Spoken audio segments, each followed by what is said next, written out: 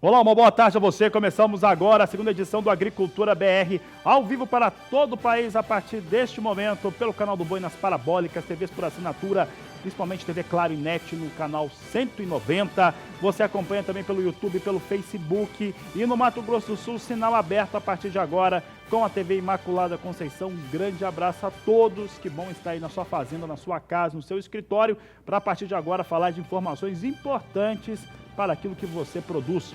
E olha, no programa de hoje eu vou falar a respeito do acordo comercial, que está todo mundo dizendo que já está uma primeira fase já acertada, já escrita e bem alinhada. Você vai saber o que acontece entre China e Estados Unidos. Você vai saber também como é que vem o mercado do milho, a preparação e os trabalhos que estão acontecendo no país em torno da estação de monte da pecuária de corte brasileira. Por falar em pecuária de corte, eu falo sobre valorização da arroba e também categorias animais. No caso da valorização da arroba, recebo aqui o representante da Federação da Agricultura do Mato Grosso do Sul, que fala sobre o tema. Você tem mercado da soja e muito mais a partir de agora. E eu começo o programa de hoje falando a respeito, como já acontece sempre, né? Todo dia eu praticamente falo disso, acordo comercial entre China e Estados Unidos. E esse acordo comercial entre China e Estados Unidos, numa chamada fase 1, parece que já está tudo bem acertado. Pelo menos é o que garante o secretário do Tesouro norte-americano, vou até olhar o nome dele aqui, o Steven Mnuchin, que afirmou nesta sexta-feira para a agência de notícias Reuters Internacional. Ele disse que continua fazendo progresso, as duas partes fazendo progresso para entrar num senso comum para que essa primeira fase de acordo comercial venha a vigorar o mais rápido possível. O presidente Donald Trump, ele colocou algumas questões, assim como as lideranças chinesas, através do presidente chinês Xi Jinping, para que esse acordo seja feito, que se respeite as partes, principalmente aquilo que cada uma delas deseja em maior quantidade, ou pelo menos que não pode abrir mão, e isso está sendo colocado na mesa e os negociadores estão chegando ou chegaram num termo comum. Por outro lado, todo mundo está dizendo que durante uma importante conferência que vai ter no Chile, já vai ser assinada essa primeira fase de acordo que já estaria pronta.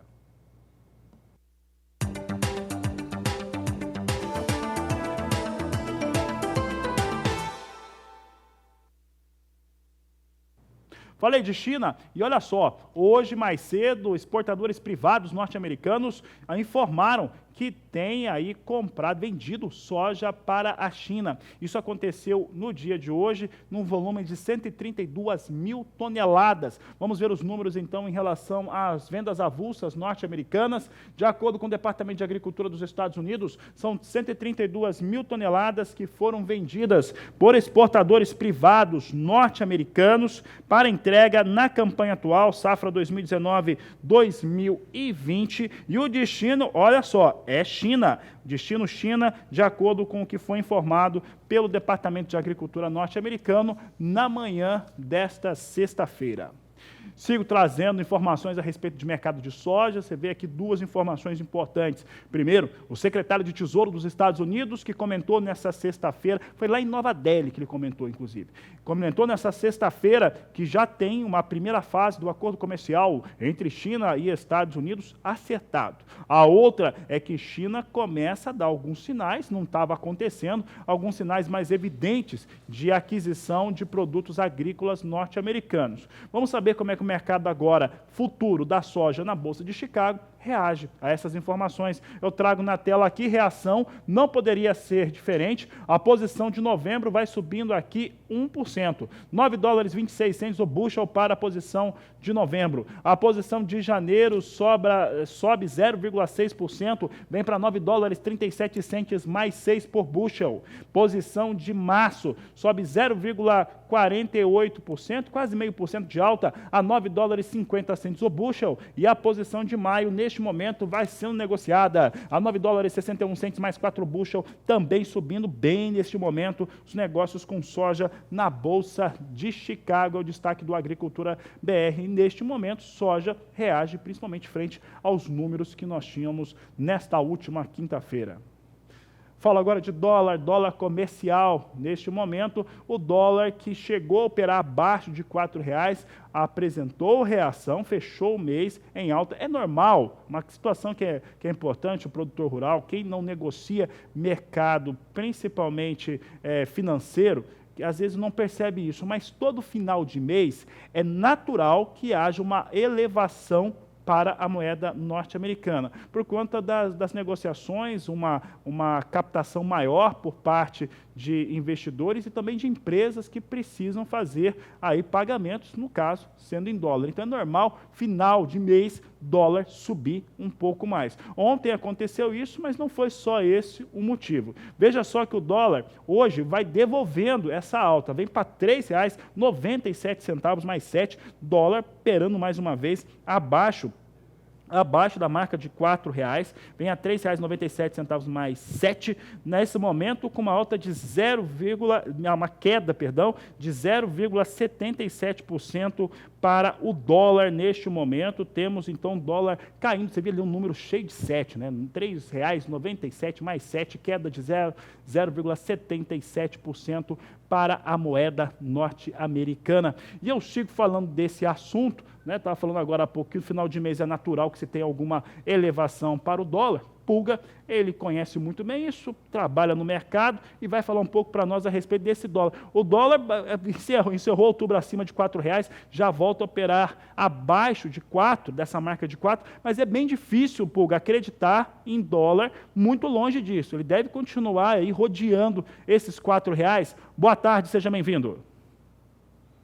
Boa tarde a você, boa tarde a todos. Bom, o destaque hoje no noticiário, Fabiano, para que justificaria aí alguma alteração no dólar, é que o Departamento de Trabalho dos Estados Unidos, né, mostrou que a economia americana gerou 128 mil postos de trabalho agora em outubro, bem acima do que era esperado, né? Esperava-se 89 mil, né? Constataram 128 mil postos de trabalho. O relatório sobre o mercado de trabalho americano mostra que a economia tem desacelerado no ritmo de criação de vagas, mas não a ponto de indicar uma parada brusca na economia americana. Bom, era de se esperar então que o dólar viesse em alta, né? Afinal de contas, a economia americana está forte. Mas os agentes receberam o resultado da produção industrial brasileira, que mostrou uma alta de 0,30% entre agosto para setembro. E a mediana das estimativas é de que o aumento seria de 0,90%, 0,9%. Bom, há uma decepção com o resultado da indústria brasileira, há números positivos nos Estados Unidos, tudo isso indicaria aí, até a princípio, uma desvalorização do real, uma alta para o dólar, mas não é o que está acontecendo, não. O que nós estamos vendo é o dólar operando em queda agora de 0,78% aproximadamente, na faixa de R$ 3,97, ou seja, o dólar vem em baixa, mas ainda dentro do que os analistas do mercado de câmbio esperavam, né? Que o dólar estaria sendo negociado, seria negociado na faixa de R$ 4,00 depois da decisão do Banco Central de baixar a taxa de juros agora para 5% ao ano. Eu falo da taxa Selic, taxa média. Agora, o que acontece com o nosso índice Bovespa, né? O índice Bovespa veio com forte avanço hoje, né? Logo no primeiro dia do mês de novembro, uma forte recuperação, a alta agora é de 0,81%. Nosso índice Bovespa passa de novo de 108 mil pontos, vai agora a 108.088 pontos, ou seja, acima de 108 mil. Temos aí um movimento positivo para a nossa bolsa. Agora, por que isso ocorre? Também influência de bolsas de fora, né? Em Wall Street, por exemplo, lá nos Estados Unidos, o Standard & Poor's 500, que é um índice de referência para o mercado americano, avançava 0,80%, também renovando aí uma máxima histórica. Ou seja, a guerra comercial entre Estados Unidos e China continua em pauta, mas as notícias são mistas. Quando as bolsas lá fora cedem, a bolsa brasileira acompanha um pouco. Quando há alguma recuperação lá fora, a bolsa brasileira também tem alguma recuperação. Bom, mesmo com alguns dados aí indicando, vamos dizer, problemas aqui e ali, o fato é que nada saiu fora do previsto nesse primeiro dia. A surpresa boa é a recuperação do nosso índice Bovespa, que, como nós estamos vendo, acima de 108 mil pontos. Há muita expectativa para a próxima semana, quando serão, vamos dizer assim, noticiadas, né, informações, né, divulgadas informações sobre esse acordo China e Estados Unidos, mas até lá o mercado vai em compasso de espera com alguma reação positiva, como essa que estamos vendo hoje, né? Suzano Papel e Celulose puxa a alta na Bolsa, para se ter uma ideia, papéis da Suzano subiam agora há pouco 5,70%, lideram as maiores altas do índice Bovespa hoje, mas não há grande movimentação no mercado às vésperas aí de decisões que serão tomadas lá fora na semana que vem. É esperar para conferir, Fabiana, é com você. Certo, Walter Puga, obrigado pela participação, uma ótima tarde para você. O Puga destacando o mercado financeiro, principalmente o dólar e esses números dos Estados Unidos. Lá nos Estados Unidos, algumas publicações destacaram o fator emprego por lá, que gerou menos daquilo que se esperava, né? Então, tentaram colocar ali um peso mais negativo, mas o fato é que o mercado financeiro entendeu como uma situação boa para a economia norte-americana, talvez tenha crescido um pouco menos daquilo que se esperava. Sigo agora pegando esses dados, né, que trouxemos agora. O que acontece com o dólar? Dólar a R$ 3,97 na referência nacional. Temos a soja em Chicago reagindo bem, o mais curto prazo, com uma boa alta, 1% nesse momento. O problema, e aí a questão a ser dita, é que neste momento tem pesado bastante o dólar na formação do preço da soja aqui no Brasil, em especial para exportação nos portos brasileiros, valor de referência. O prêmio é o mesmo, vem com 95 pontos, e nós temos aqui soja nos portos brasileiros com recuo. Você observa aqui que volta para R$ 87,00 a saca de 60 quilos nos portos de Santos e Paranaguá, na paridade, de acordo com a apuração da Grãos Corretora. Vamos continuar falando de soja agora, mas o meu destaque é em relação aos números que foram apresentados pela equipe da FC Stone, que é comandado pela Ana Luísa Lodge. Eles divulgaram há pouco dados importantes a respeito da percepção dessa importante empresa de consultoria quanto à produção de soja no Brasil. Um dos fatores que eu acredito ser bastante relevante é em torno da possível ou provável necessidade de replantio de soja ainda em algumas regiões do país, principalmente em parte do estado do Paraná. Outro fator também de relevância é que FC Stone elevou alguns números. Esses números que foram elevados são, por exemplo, do consumo interno no Brasil. Consumo interno no Brasil chegando a 48 milhões de toneladas, de acordo com o FC Stone. A produção também subiu de leve porque a área ocupada parece ter ficado maior. Mas vamos dar uma olhada agora nos números da FC Stone gerais para a campanha 2019-2020, apresentados mais cedo agora, há algumas horas. Você observa aqui que a área agora estimada pela FC Stone é de 36 milhões e 500 mil hectares. São 100 mil hectares acima daquilo que era projetado no mês de outubro. A produção brasileira, com esse aumento de área, fica em 121 milhões e 800 mil toneladas, elevação de 0,3%.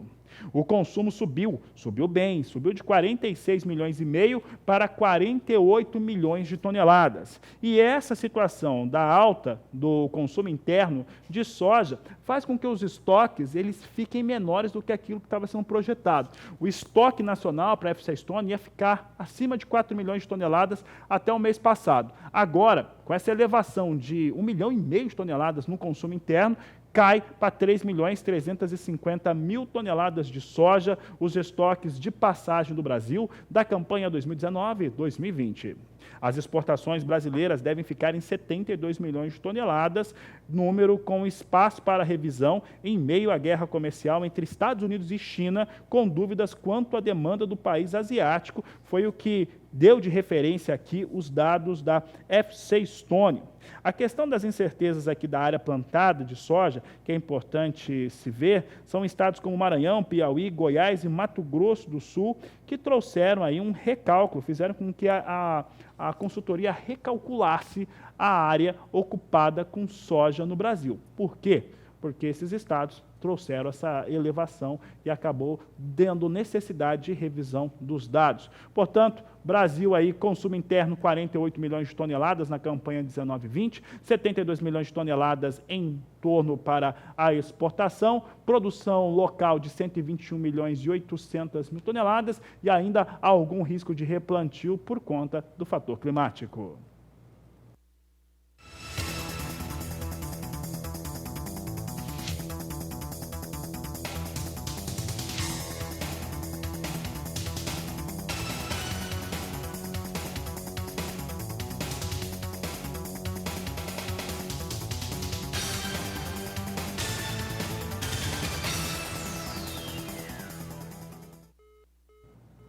A seguir no Agricultura BR, eu falo a respeito de arroba do gado gordo. A arroba do boi segue subindo, o gado pronto segue com boas elevações. Nós vamos falar sobre esse assunto, falar sobre o que vem acontecendo em relação aos aspectos técnicos e de comercialização.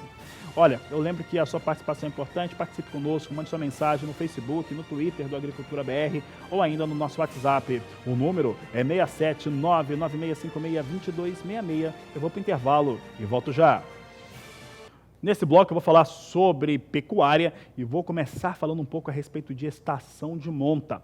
Para falar a respeito deste assunto, o repórter Vinícius Souza foi a uma propriedade de referência na pecuária, no Pecuária BR, na Fazenda Pecuária BR, para saber como é que estão as atividades e trazer dicas importantes para o pecuarista em todo o país. A Fazenda Pecuária BR é conhecida por ser uma vitrine tecnológica. Referência em genética e produção, o trabalho aqui é intenso. São cerca de 4.000 animais. A gente sempre está buscando novas tecnologias, e para poder ter, tanto na parte do manejo, quanto a parte sanitária, quanto a parte produtiva. O foco do Pecuária BR hoje está em cima disso. E nós viemos até aqui para acompanhar o período de estação de monta da fazenda. Na maioria das propriedades, ela é realizada o ano inteiro, porém há uma concentração maior no segundo semestre. A natureza mostra isso aí. Nós temos períodos do ano em que nós temos mais luminosidade, mais umidade relativa do ar, nós temos uma condição de oferta maior de nutrientes, principalmente os animais são produzidos a pasto, nessa fase de primavera-verão. E aí é que a gente tem que adequar a nossa estação de monta, o nosso período mais favorável para os animais se reproduzirem. A gestação do bezerro dura cerca de 9 meses. Para que os resultados da estação de monta sejam satisfatórios, como por exemplo o melhor desempenho no desmame do animal, o manejo e as diversidades do clima são de grande influência. Apesar da fêmea bovina não ter uma dependência tão direta da estação do ano, ela se reproduz o ano inteiro, eu quero dizer assim, fatores como melhor oferta de forragem, um período maior de luminosidade, um dia mais longo, e também a umidade do ar mais favorável, proporcionando menores estresse térmicos, isso faz com que o comando neurohormonal dos animais possa funcionar melhor. E os animais têm uma eficiência reprodutiva melhor nessa fase do ano em que a natureza, vamos dizer assim, oferece melhores condições a eles. A adoção da estação de monta tem grande influência na bovinocultura, por isso se tornou uma técnica muito usual na pecuária brasileira. Nós temos 3 caminhos. Primeiro, ou você faz uma monta natural, coloca-se touro em determinados lotes de matrizes aptas já a iniciar a reprodução, que é a chamada monta natural, ou você faz via artificial, tanto por inseminação artificial, via sêmen congelado, como também através de embriões. Hoje já tem as tecnologias aí de tempo fixo, as IATFs e a TETF, que proporcionam uma facilidade maior ao produtor de executar essas tecnologias reprodutivas. De Terenos, Mato Grosso do Sul, Vinícius Souza.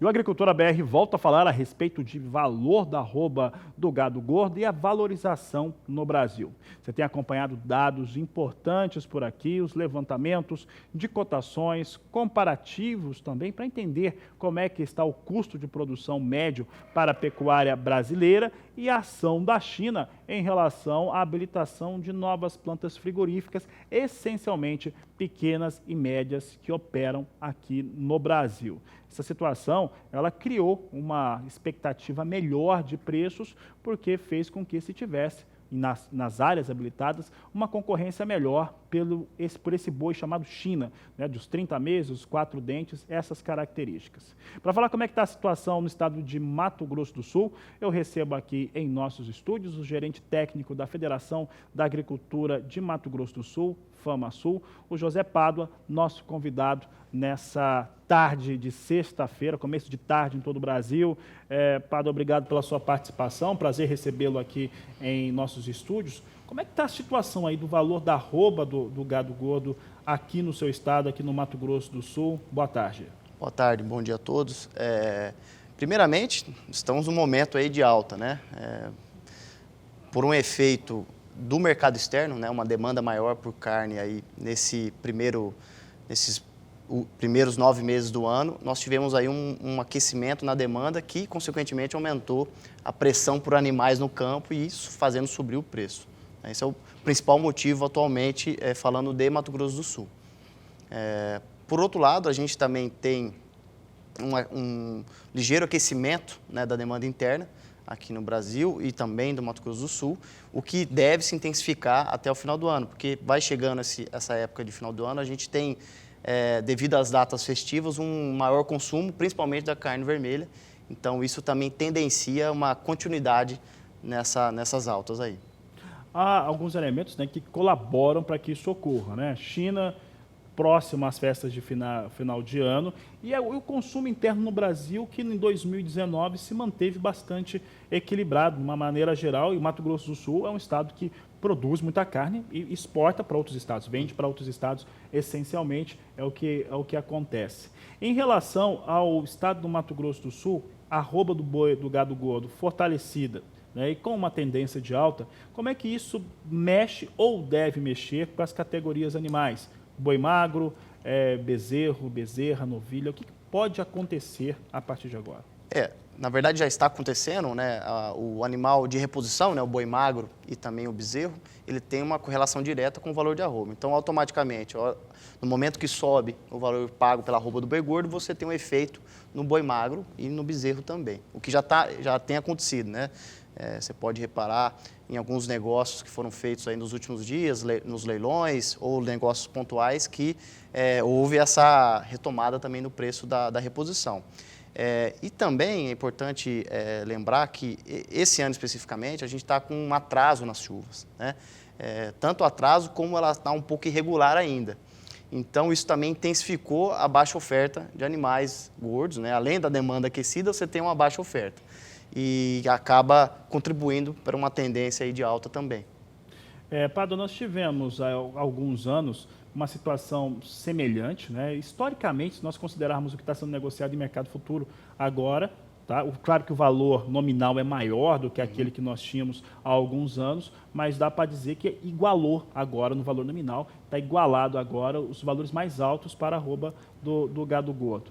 Mas o que eu estava pensando era o seguinte, em torno desse pecuarista, produtor rural que estava negociando naquela época, o que aconteceu? Tivemos picos muito interessantes de preço para a arroba do boi, mas a questão é que por motivos semelhantes, de seca, de pouca disposição de alimento para os animais, poucos conseguiram aproveitar esses valores. Acabava que não tinha gado pronto para entrega ou vendia com alguma penalização porque não tinha ainda o peso, as medidas corretas. Isso pode acontecer? Falta não ter os parâmetros adequados, ter preço mais alto e não ter boi disponível para vender? Exatamente. Você tocou num ponto importante. O Mato Grosso do Sul, essencialmente, é um estado que produz sua carne muito ligada ao pasto, à produção a pasto, né? O confinamento aqui no Mato Grosso do Sul ele tem pouco impacto na nossa produção de animais, né? Então, realmente, quem tem animal gordo agora é quem vinha suplementando de uma forma um pouco mais intensiva ou quem estava com os animais confinados, né? Que é esse período de entre-safra. Então, realmente, esse aumento de preço, ele vai ser aproveitado para quem tem essa estratégia nutricional, seja confinamento, semi-confinamento ou uma suplementação a pasto um pouco mais intensiva. Porém, com o fato de a gente, olhando o mercado futuro, vendo negócios já em janeiro, para janeiro do ano que vem, em fevereiro, sendo feitos a um valor também superior ao atual, inclusive, a gente acredita que aqueles que conseguirem fazer essa terminação, pelo menos aí, entre dezembro e janeiro, a pasto, que a gente espera que os pastos já recuperem até lá, eles também vão conseguir aproveitar esse cenário de alta também da arroba. Aqui, nos estudos econômicos da equipe do Canal do Boi, nós temos verificado o seguinte, para a arroba do gado pronto, entre vaca e boi, nós temos um spread menor, uma diferença de valores menores em relação à arroba de um e também à arroba de outro. Essa redução nos valores, ela deve seguir, porque nós tivemos agora muito abate de fêmeas, seja por conta da necessidade de descarte, seja por conta que os preços estavam mais baixos ou porque a arroba da vaca estava boa. E aí o pessoal mandou para o gancho. Esse spread, ele deve se manter ou deve se reduzir ainda mais? Olha, nós acreditamos, assim, olhando, talvez é cedo para chegar numa conclusão, mas olhando números preliminares, acredito que seja algo mais pontual, nesse atual momento de baixa oferta. Então, como o mercado está com um apetite grande pela compra, ele acaba pegando fêmeas, né, vaca ou novilha, e diminuindo essa diferença entre o macho e a fêmea. Mas eu acredito que no médio e longo prazo isso volte à normalidade, né, de o volume de machos se sobressair sobre as fêmeas e essa diferença se manter igual à média normal. A China ela tem peso nessa realidade, falando questão brasileira, por conta da peste suína africana, que atingiu a Ásia, não só China, mas também Singapura, Coreia do Sul, Coreia do Norte, entre outros países, mas principalmente China, que é um grande produtor de suínos, e essa situação fez com que eles habilitassem, né, ou tivessem pressa em habilitar plantas frigoríficas no Brasil, na Argentina, principalmente a Argentina, que está com uma exportação muito forte para os chineses. Então, isso mudou um pouco a realidade nossa aqui. Estão dizendo, né, os pesquisadores no mundo todo, que a recuperação do rebanho chinês de suínos vai demorar uns 5 anos. Então, em 5 anos vão demandar muita carne, né, e não dá para abastecer China com carne suína. Vai ter que entrar carne bovina, carne de frango, entre outras. Em relação a esse fator, né, que nós vamos ter que produzir em 5 anos, a novilha, a fêmea, que possa ser matriz, ela passa a ser um produto, no seu entendimento, que vai ser mais querido, ou pelo menos mais procurado por parte dos pecuaristas que fazem, no caso, bezerros, ou ainda não seria capaz de dar uma determinação como essa? Como eu disse, ainda é cedo para dizer sobre esse efeito macho e fêmea no mercado. É claro que existe uma demanda, tanto interna como externa, pela novilha, né? Principalmente a novilha, nós temos aqui no Mato Grosso do Sul uma característica da produção da novilha F1, né? Que é o fruto da mãe Nelore com o touro Aberdeen Angus. Então você tem um F1 Angus, que é um animal de extrema qualidade e tem um bom mercado. Porém, nós temos uma demanda contínua de crescimento de oferta de bezerro de animal para a reposição. Então, esse consumo de fêmeas, ele pode ter um efeito também lá na frente de diminuir a oferta de bezerro e aumentar o valor da reposição. Então, nós não acreditamos muito nessa mudança tão drástica. Então, isso pode ser, em algum momento, uma oscilação, mas depois voltar à sua normalidade. Eu acredito que a parte de macho, seja novilho ou o animal inteiro bem terminado, ele vai conseguir atender essa demanda da China aí para a exportação. Pádua, para encerrarmos a entrevista, nos fundamentos econômicos que vocês analisam na Federação da Agricultura, a arroba mantém preço fortalecido e possível novas altas? A gente acredita em possíveis novas altas. Por quê? Como eu te comentei, o mercado externo continua aquecido, né? A gente tem a possibilidade do mercado interno também dar esse empurrão até dezembro. E a gente já vê na Bolsa, né, no mercado futuro, negócios aí. Nós estamos falando hoje de uma arroba de boi gordo entre 160 e 163 aqui, e já tem negócios lá para ano que vem a 170. Ou seja, já está sinalizando uma alta mais forte para o ano que vem, principalmente no primeiro trimestre de 2020. Então, nós acreditamos nessa tendência aí do mercado. Tá certo. Obrigado pela sua participação aqui no Agricultura BR, aqui no Canal do Boi. Obrigado.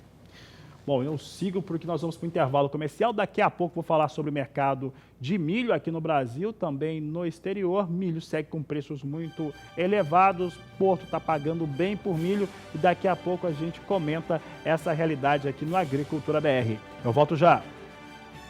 Vou falar agora de coisa boa, coisa importante para o produtor de grãos no Nordeste brasileiro, especificamente no estado de Alagoas. O governador do estado de Alagoas, Renan Filho, ele divulgou ontem, durante uma feira agropecuária que acontece em Alagoas, que vai desonerar, vai trazer uma situação muito benéfica para os produtores de milho, de sorgo, de milheto e de soja do estado de Alagoas em relação ao ICMS. Os produtores de grãos do estado de Alagoas vão ter aí uma situação fiscal mais favorável em 2%, de acordo com o decreto assinado pelo governador de Alagoas, Renan Filho.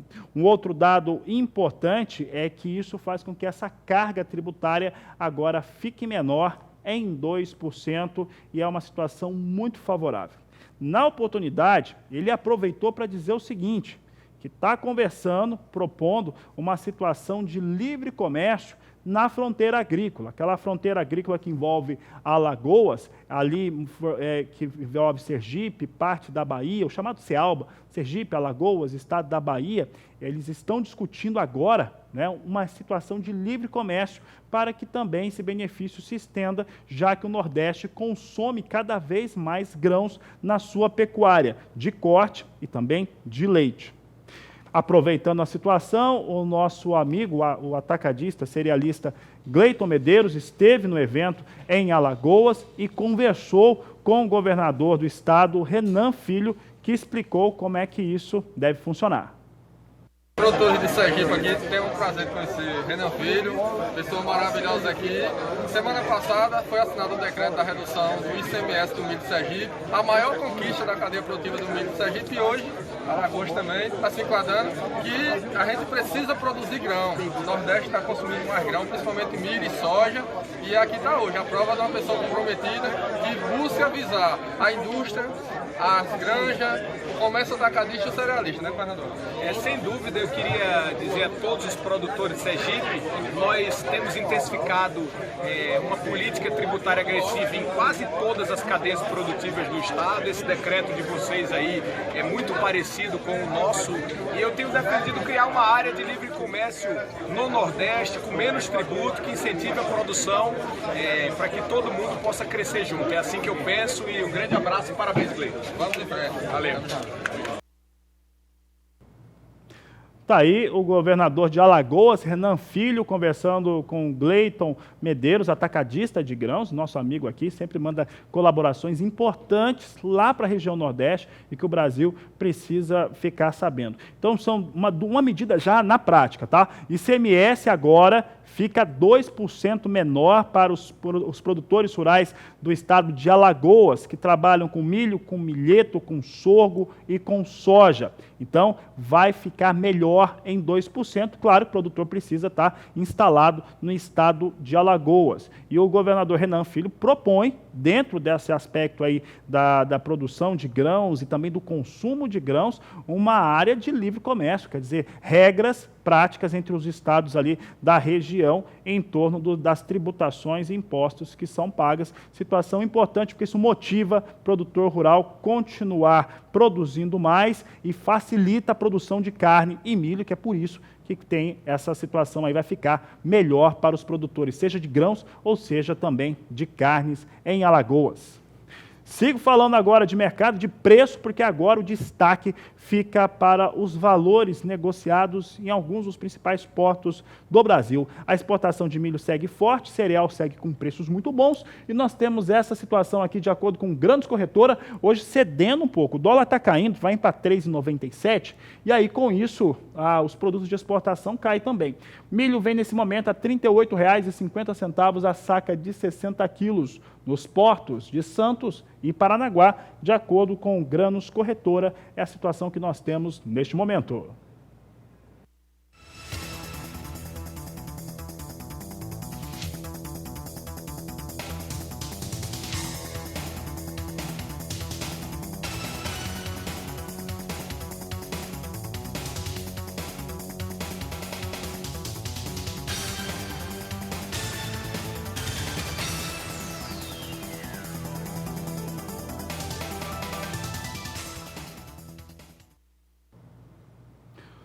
trago agora em destaque como é que vem o mercado do milho lá nos Estados Unidos, é a Bolsa de Chicago. Eu ressalto uma das informações importantes nesta semana é que a produção diária de etanol nos Estados Unidos subiu e os estoques totais de etanol norte-americano reduziram.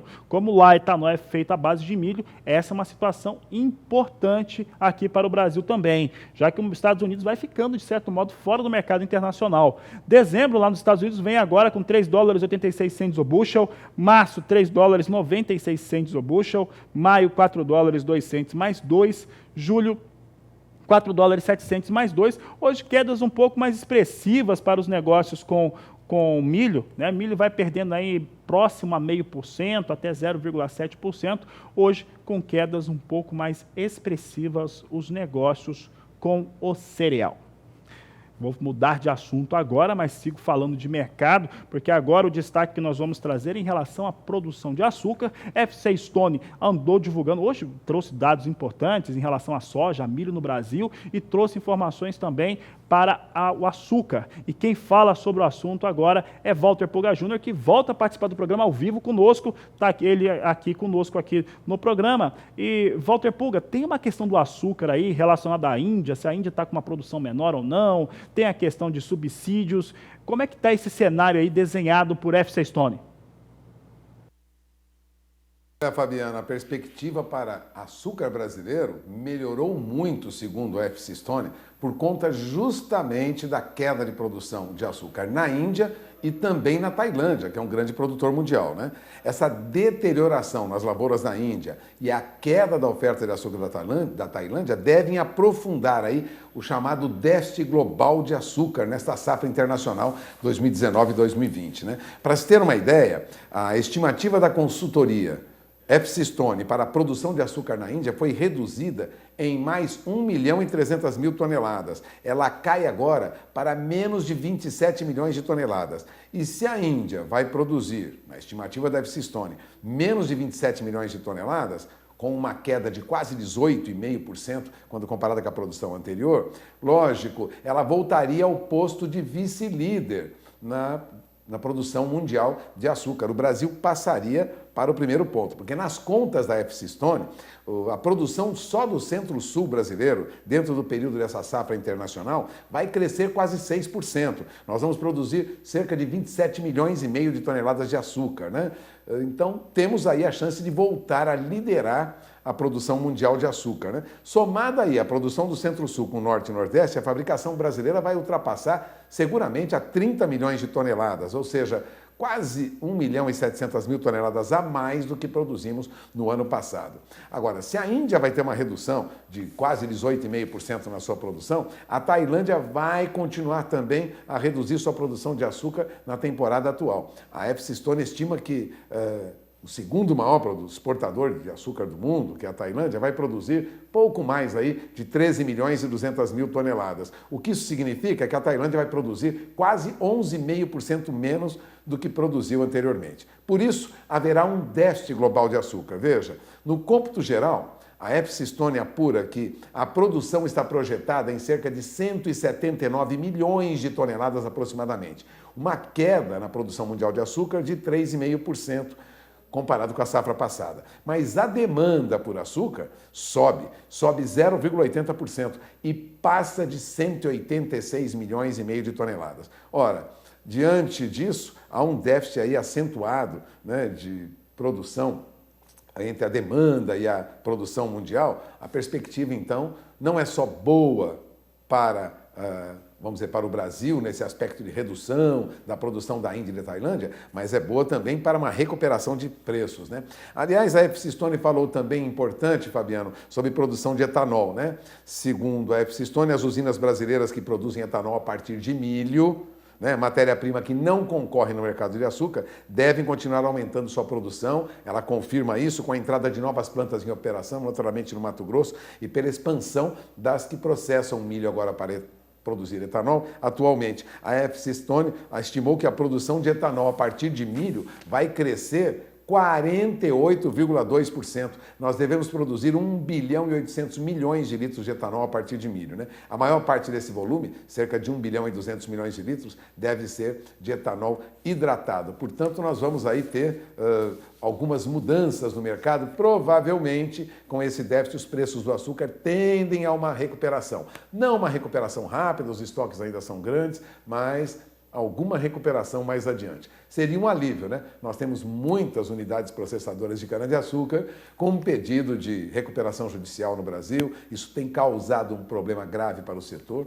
É aguardar agora alguma recuperação para ver se essas usinas esboçam, lógico, uma reação financeira, econômica, que venha aliviar um pouco o setor. É com você. Tá certo, Walter Pulga, obrigado pela participação aqui no Agricultura BR. Um grande abraço a você. Nós continuamos por aqui, porque daqui a pouco nós vamos falar a respeito do mercado do café. Bom, eu vou para o intervalo comercial, daqui a pouco então vamos saber como é que vem os negócios no mercado futuro para a arábica e também o robusta e como que está o mercado físico nacional. Aproveite para entrar em contato, a Agricultura BR espera a sua participação no 67996562266. Eu volto já. E eu falo de café por aqui agora, vamos saber como é que vem os negócios com café arábica, começando pelo mercado futuro, plataforma Ice Futures na Bolsa de Nova York. Acompanhe comigo os dados, porque dezembro vem a $1,02 mais 60 libra peso. Março, $1,06 mais 15. Maio vem com negócios, hoje está em alta, né? $1,08 mais 25. Julho, $1,10 mais 25 a libra peso. Essa alta de hoje, ela reflete a queda do dólar. O dólar vinha operando na casa de 3,97 nesta sexta-feira, 1º de novembro.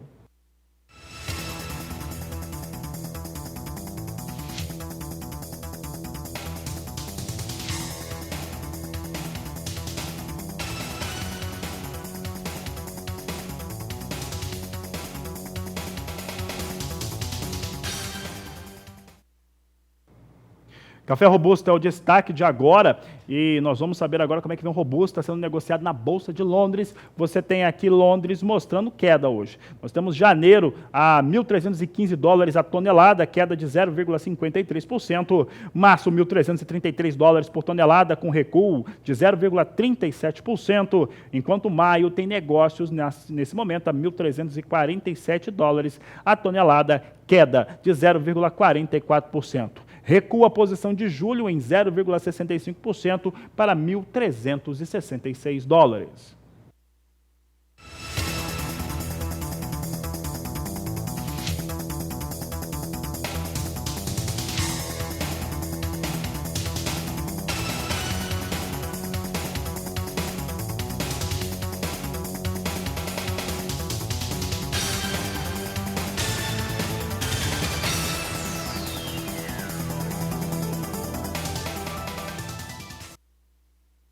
A Agricultura BR vai para o intervalo comercial. Daqui a pouco você tem muita coisa boa por aqui. Nós vamos falar a respeito de uma operação importante no Brasil para o agronegócio. Aproveite para entrar em contato conosco. Você tem contato pelo 67996562266. Eu volto já.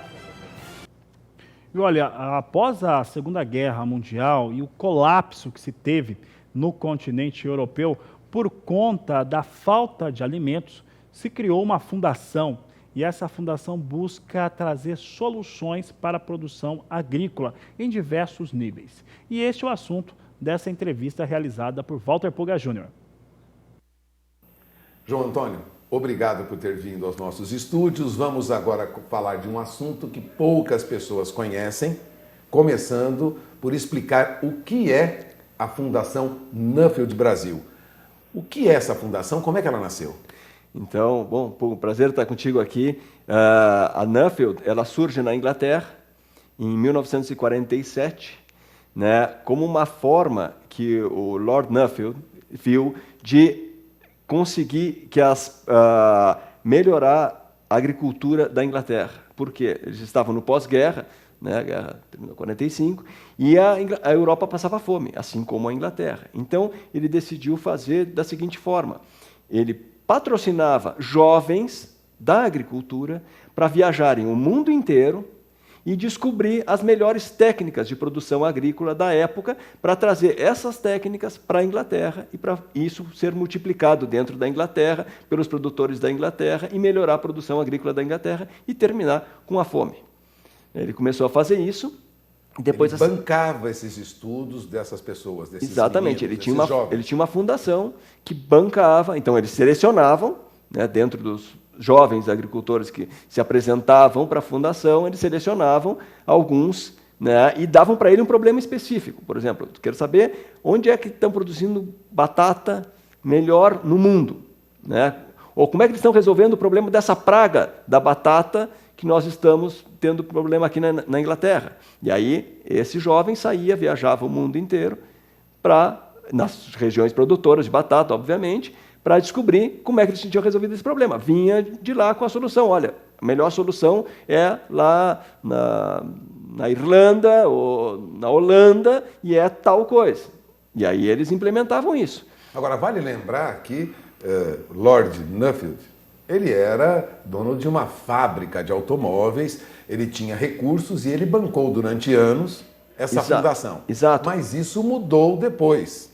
O que aconteceu? Exatamente. Então, depois de um tempo, quando a Nuffield também se expande para outros países, principalmente os países relacionados com a Inglaterra, Austrália, Nova Zelândia, Índia, Irlanda, Holanda, eles armaram o sistema de outra forma. Então, as empresas dos países, né, essas empresas selecionavam, as empresas davam um problema, tinham um problema, traziam o problema e financiavam a fundação. O estudo desse problema. Financiava o estudo a busca desse da problema. Solução. Exatamente. Então, aí o que a Nuffield faz? A Nuffield aí seleciona um jovem da agricultura, né, e manda esse jovem através da sua rede, porque a Nuffield hoje tem 1.700 pessoas que já passaram pelo programa da Nuffield no mundo inteiro. Mas todo o resto da rede da Nuffield, formada de pessoas como eu, que fui delegado numa das conferências da Nuffield. Então, todas essas pessoas, o que elas fazem? Elas recebem esse pesquisador, na verdade, o agricultor lá, e ele diz assim, eu quero saber a eficiência de uso de água em lavoura de arroz.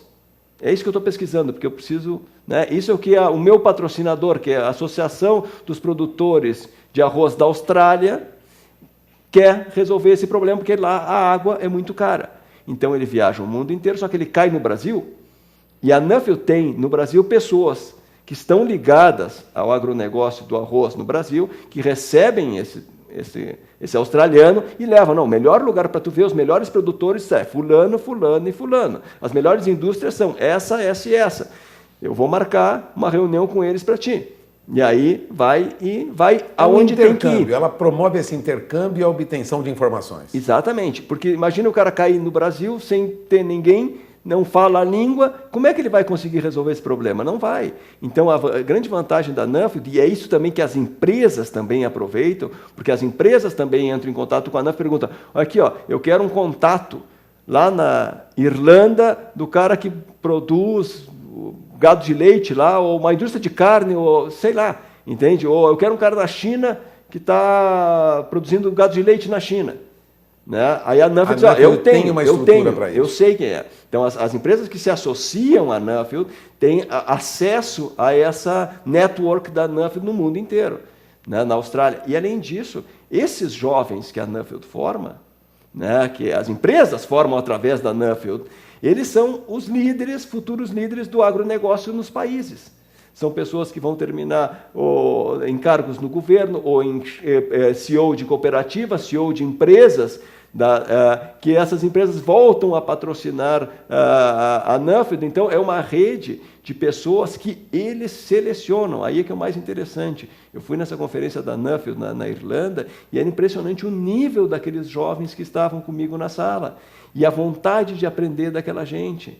Né? Então, assim, dá prazer receber um cara desse. Eu recebi vários desses na minha propriedade e nas propriedades que eu administro no Uruguai, e dá prazer de receber esse tipo de gente, porque eles realmente vão ali para aprender, querem saber, trocam informações, são gente de alto nível nos países deles também, e tu aprende muito com eles. Então é uma troca, mas num nível muito bom. E nós estamos tentando fazer isso funcionar agora aqui, no Brasil. A Nuffield Brasil é nova, começou há pouco tempo.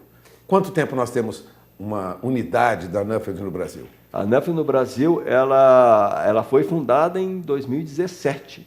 Né? Nós fizemos uma reunião da Nuffield Internacional em Brasília, né? Onde vieram essas pessoas, esses scholars que a gente chama, essas pessoas selecionadas, esses jovens do mundo inteiro para Brasília, né? E nós tivemos uma semana de conferência aí, e aí nós também fundamos a Nuffield Brasil, né? Claro, 70 anos depois que foi fundada a Nuffield na Inglaterra. Então a gente Estamos tem que... um pouco atrasados. Exatamente. Agora, esta semana, você promoveu aqui uma reunião para sensibilizar empresas brasileiras para que participem do projeto da Nuffield no Brasil e financiem alguns pesquisadores, alguns estudantes, alguns agricultores que precisam aprender. O empresariado brasileiro não tem cultura de auxiliar pesquisas como essa, não? Não tem. Acho que é uma cultura que nós temos que criar aqui no Brasil, né? Temos que mostrar a importância disso para as empresas, né? Então, tem empresas do agronegócio que têm um potencial tremendo de participarem dessa rede, participarem da Nuffield, mas muitas vezes nem sabem. Então, eu te agradeço o espaço aqui para poder divulgar isso, né? E nós fizemos ontem uma reunião com algumas empresas que a gente já tem contato aqui no Brasil, chamamos eles e colocamos os bolsistas brasileiros. O Brasil já teve 10 bolsistas, né? Nós temos poucos anos, mas a gente já teve 10. Por quê? Porque existe uma bolsa internacional que é de um fundo americano, que ele abre para os Estados Unidos, mas também abre para Canadá, para Brasil e para Índia, não me lembro qual é o outro país. Né? E o Brasil ganhou quase todas essas. Os jovens brasileiros ganharam dos americanos, dos canadenses. Então o Brasil tem potencial. O que falta é a empresa brasileira ajudando a Nuffield. Exatamente. Eu acho que as empresas entrarem em contato com a Nuffield, embora assim, vamos juntar 2 empresas e vamos dar uma bolsa. Mas tem que ter consistência, entende? Para todos os anos a gente conseguir ir somando gente nessa rede da Nuffield. Isso traz benefício para as empresas impressionante. As empresas que estão vinculadas à Nuffield conseguem ver isso claramente. Bom, você está ouvindo aí o sócio fundador da Nuffield Brasil. O objetivo é sensibilizar empresas brasileiras, empresas instaladas no Brasil, para que tragam seus problemas para a Nuffield, que fará a seleção do jovem com capacidade para desenvolver estudo e buscar soluções, que é o objetivo da entidade desde o período de pós-guerra, quando Lord Nuffield fundou, né, a Nuffield. Exatamente. É isso? Passamos o recado, então? Agora, o que você diria para o empresário brasileiro hoje que ainda não está acostumado a financiar estudos, pesquisas nesse processo da Nuffield, para o agricultor, para o produtor rural? Eu acho que tem que entrar em contato, tá? Porque o interessante, assim, um dos programas que funciona melhor é o programa da Austrália, né? Então, são associações de produtores que financiam. E eles podem direcionar. Então, a associação decide qual é o problema e a associação passa o problema para a Nuffield, mas diz, eu quero que o selecionado seja um dos meus associados. Né? Então, para ter gente da entidade... Claro, que eu quero ter um Nuffieldiano, que a gente chama, né? Eu quero ter uma pessoa que participou, um líder que participou do programa da Nuffield, eu quero ter um dentro do meu quadro de associados. Né? Então, as cooperativas, as empresas podem determinar para a Nuffield qual é o público-alvo deles e qual é o problema deles. E a Nuffield já tem esse programa de criação, né? E a informação volta para a própria entidade, volta para o produtor que está na associação. Exatamente. Né? E a Nuffield tem essa rede no mundo inteiro. Né? E já tem um programa pronto. Então, eu não expliquei o programa, que eu acho que é interessante saber como é que ele funciona. Então, ele vai para essa conferência, que é uma semana, junto com todos os scholars, e depois ele viaja 8 semanas em grupo, em vários países do mundo, com já um roteiro pré-determinado pela Nuffield, e depois ele viaja outras 8 semanas sozinho, e aí entrando em contato com as pessoas da Nuffield, e aí fazendo mais específico para o problema que ele tem que resolver. Então, a vivência que essas pessoas têm é impressionante. O Luciano, que foi um dos bolsistas da Nuffield, estava agora semana passada na FAO. né, em Roma, né, defendendo o Brasil nesse grupo de jovens que estão discutindo a agricultura do futuro e tal. A gente precisa, o Brasil precisa de gente, de jovens que cheguem nessas conferências, né, e que cheguem lá para pessoas de alto nível que tiveram essa experiência no mundo inteiro para defender a agricultura brasileira, para não dizer, mas estão botando fogo na Amazônia. Não, parei um pouquinho, não é bem assim. E tu tem um brasileiro lá dentro para falar isso. Então, é um programa de formação de líderes, mas que já está pronto. Nós estamos inventando tantos programas aqui no Brasil de formação de líderes, e tu tem um programa que já está pronto, e que é internacional, e que já está aí há 70 anos funcionando, né, e que funciona muito bem, eu posso dar o testemunho disso, né, e todos os outros que participaram. Então, a NAFEL tem site no Brasil, tem o site da NAFEL Internacional. Eu acho que é uma questão de olhar, ver e começar a trabalhar nisso aí.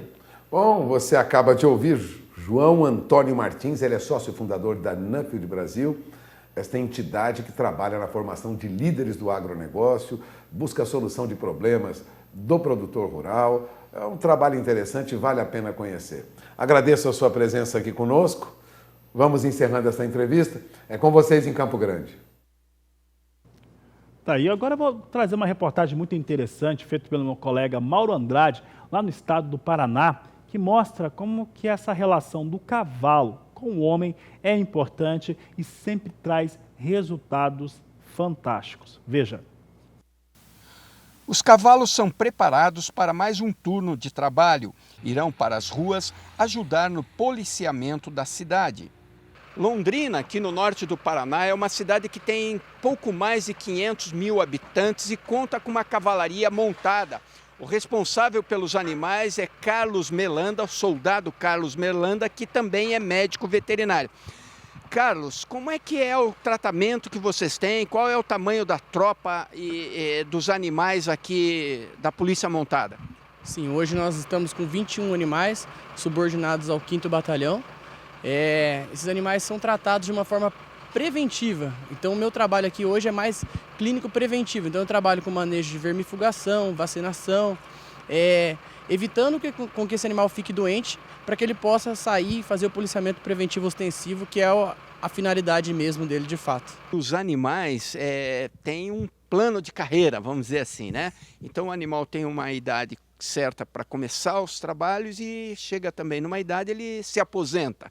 Como é que é isso, Melanda? Sim, a gente trabalha como se fosse um ciclo, né?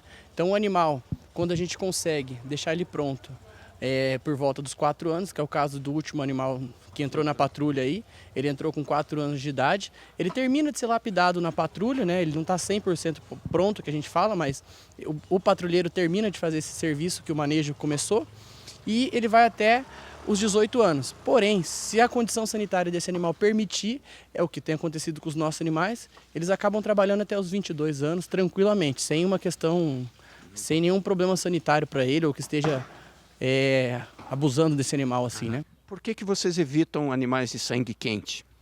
Esses animais eles acabam assustando de uma forma mais fácil. Por exemplo, você está na patrulha, tem um caminhão que vai passar fazendo barulho, um lixeiro. Então, esses animais convivem em ambientes urbanos que tem muitas ruídos. Isso, sacolas, faixa de pedestre. Tem animal nosso que não passa em faixa de pedestre, que é um animal de sangue quente. Ele assusta com aquilo e acaba tendo uma repercussão negativa no policiamento, né? A condição física dos animais é fundamental para que possam fazer o policiamento nas ruas.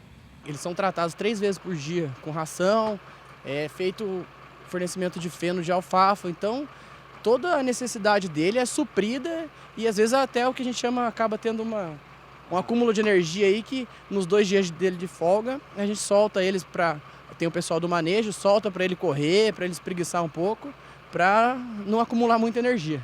De Londrina, Paraná, Mauro Andrade.